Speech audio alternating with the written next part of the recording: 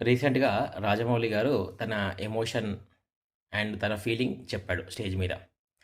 చెప్తే పబ్లిక్ విపరీతంగా ట్రోల్ చేయడం స్టార్ట్ చేశారు. అయితే కొంతమంది రాజమౌళి గారి సపోర్టర్స్ రాజమౌళిని ఎందుకంత ట్రోల్ చేస్తున్నారు? ఆయనేమి మన దేవుడిని కించపరచలేదు.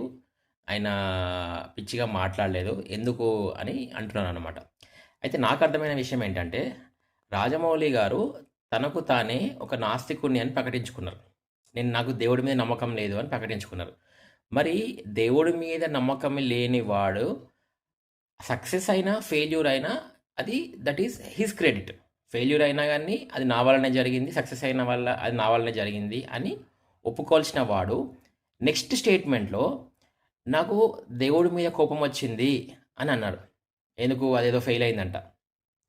మరి ఇందాకనేమో నువ్వు నాస్తికుడివి, నాకు దేవుడి మీద నమ్మకం లేదు అన్న వాడివి దేవుడి దగ్గర నుంచి ఎందుకు ఎక్స్‌పెక్ట్ చేసినావు?